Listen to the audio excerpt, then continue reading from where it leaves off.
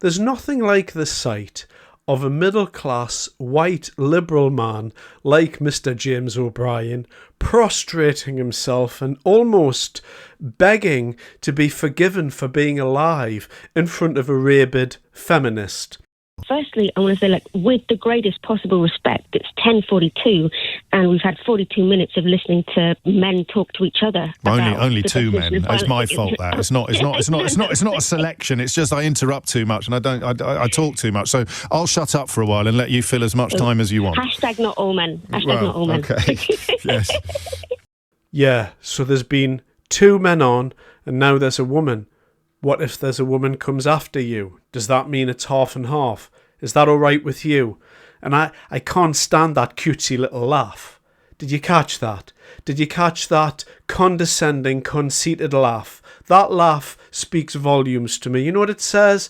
It says, you stupid little beta male. I'm laughing at you because I've just proved what a menace you are to society. Aren't all men so vulgar?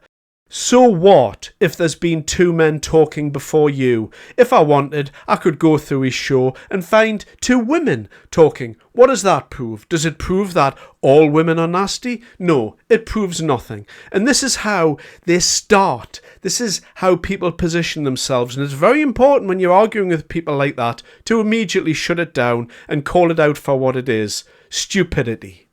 But, look, what you say is completely right about the condemning an entire category of people on the basis that one of them might one day commit a crime is the essence of prejudice, is literally the definition of prejudice. It's prejudging an entire group of people. It's obvious from the statistics that, generally speaking, en masse, illegal migrants commit way more abuse of the types of nature with which we're looking at here than indigenous and native people. This has been borne out throughout all of the statistics. Now, does that mean if I walk out into the street and I see a man from Eritrea that I'm immediately to call him a rapist? Of course not. But it also doesn't mean that we should then question whether we should allow huge groups of these people access to our islands based upon the fact that they come across in a rubber dinghy. Of course, there's a difference between the normal, everyday people who want to do well for themselves who come across here to work. But if that means that there's going to be a higher percentage of abuse of our women and girls, then I don't want it. And it really doesn't matter where the argument goes after that. Of course I'm not going to individualise the argument, and it's got nothing to do with prejudice. I believe there's a difference in culture and attitudes towards women though. And that being the case, we do not have to import that culture and, by extension, those attitudes to our women. We don't have to do that. But that argument there is a bogus argument, because what it attempts to do, it attempts to obfuscate from the real data. The real data tells us that a certain thing is happening. Therefore, as a society, we have to make a judgment call on whether we would like to import huge numbers of these people into our country. But secondly, this is a trend that we've seen in this country and across certainly the English-speaking world for a long, long time. I mean, hundreds of years, certainly decades of using fear of violence against women and girls and children to excuse demonization of outsider groups. And, you know, the great civil rights activist and writer Angela Davis calls this the myth of the outsider rapist. Okay, so when you're listening to a debate and somebody names somebody as an inspiration to them, somebody that was foundational to their belief structure upon which the foundations were built of all of the things they believe in, everything builds out from that. You may have seen this type of thing before. For instance, Jordan Peterson does tend to name drop Carl Jung and Nietzsche quite a lot as people who he believes were foundational to him in his youth to turning him into the man that he is. Now, whether or not you like Jordan Peterson, I certainly do. It shows and highlights exactly why these people are so important to philosophers and people who think about culture. This lady is clearly an intelligent woman, however much garbage is coming out of her mouth. And what's happened? She's been infected at a very early age with this feminism disease. Now, where does this come from? And the person with whom we can credit this lady's ideology is the lady called Angela Davis. The lady named Angela Davis is foundational to a belief structure. So really, we can just go back a little bit in time. And if we review Angela Davis, we get to see this lady's ideology in its purest form. You know, I'm thinking about the fact that Dr. Martin Luther King was assassinated. I was involved in an organization called SNCC. At that particular time, I had been involved in the Black Panther Party that same year. And later that same year, I joined the Communist Party, so that there were major shifts in my own political life. But of course, everyone associates the student uprisings in Paris, and of course the largest general strike probably in the history of capitalism that happened in May 1968. But there were also uprisings happening in black communities throughout the country in response to the assassination of Dr. King. 1968 is an important year for me because it's the year during which, or the time during which, an emergent feminist consciousness, not so much gender separate from other issues, but an emerging consciousness of the interconnectedness of racism and capitalism and sexism, of course. One thing to bear in mind with communists, people do generally not understand what communists want. People have a woolly view of communism generally.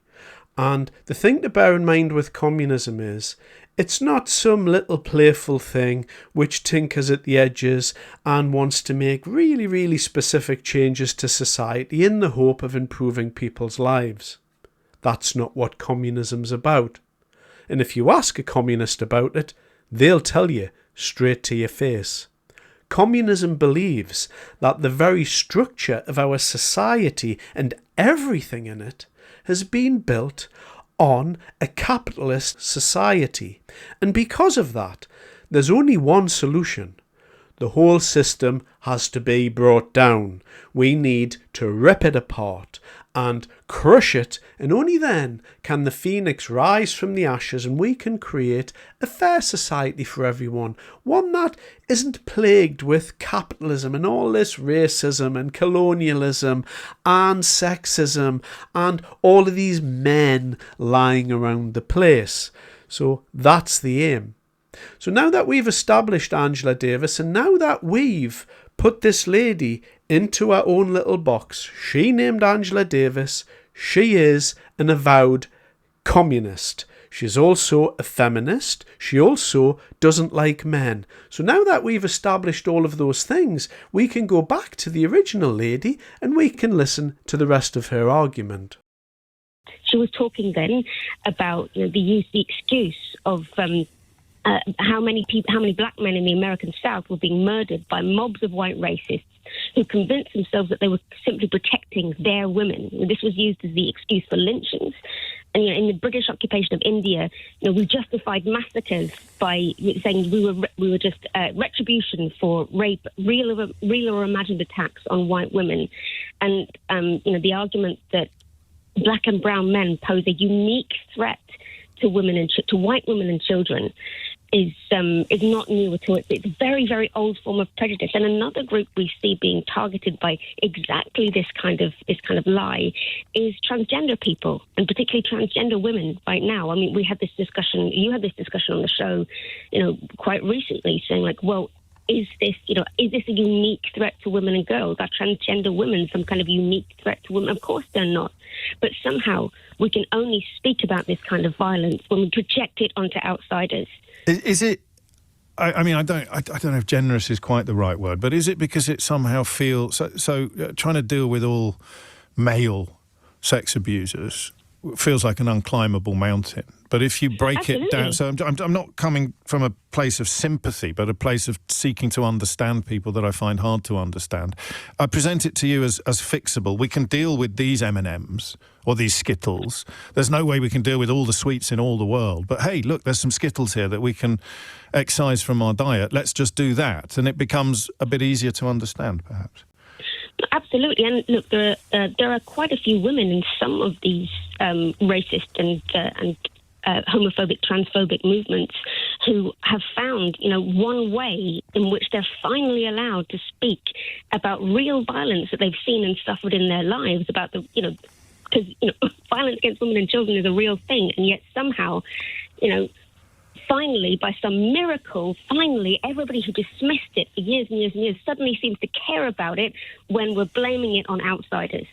And yeah, I think you're right. It doesn't seem like, it seems like it's so baked in, you can't. Yeah. It will always be there. And I mean, people will produce statistics, sometimes questionable, that prove they're right to be more worried about these people than other people. And they will talk about culture, and they will talk about how women are viewed in other parts of the world. And there will be some truth in some of these points. But will it ever be, why will it never be enough to justify treating everybody from that, quotes, culture, end quotes, with suspicion? Well, because we believe in innocence until proven guilty, I suppose. I'm not sure it's that. Go on. Unfortunately, I think that's a quite generous and optimistic. But one of the things, I mean, if you look at history, the crime of rape was first understood not as a crime against a person, but as a crime of property. The crime was done by the other man against the man who technically owned that woman. It's about, the word is chauvinism. It's an out-of-fashion word. But you see people talking about our women. Those people aren't allowed to attack women, are women. Only we are. It's about territory. Yeah, I use that phrase, our women. And you know why I use that phrase? Because I want to protect our women against people who want to abuse them and assault them. I want to stop people from grabbing our women and taking them off to a park and doing unspeakable things to them. Yes, I want to save our women and girls. Yes, I want to do that. Do I view women as property? No, of course not. But the simple fact of the matter is, in a physical world, I am a man, my wife is a woman, and we are average build for our sex. Now, I could overpower my wife physically if I chose to do that.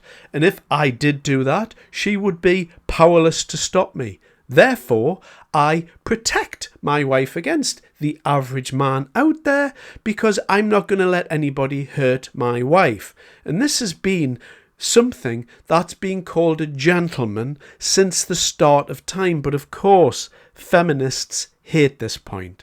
This means that women need protection, but women do need protection in some forms.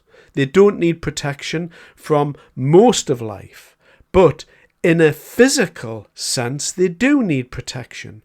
And when people are talking about abusing our women, then yes, I'm going to say our women because my protective gene jumps out. My lion starts to roar and nobody's going to hurt any of the women in my life, however independent they may be, however much I respect the things that my wife has done and she lives her own life and that's great. I would never think that I would own my wife, but I still use the term our women because it means that I will protect them at all costs. And that, my friends, is the most pertinent point. I will protect our women at all costs from people that choose to believe that they can get away with abusing them and walk away. No, it's not going to happen. And I don't care what your skin colour is, and I don't care where you're from. It's irrelevant to me. What is relevant is the safety of our women and girls in our society. And if you wish to call me names, if you want to say things about me because I stand by that fact, because it's a fact that men have stood by for thousands and thousands of years, then so be it. Label me as much as you want, but I'm not going to stop, and I'm certainly not going to back down. Thanks very much for your time.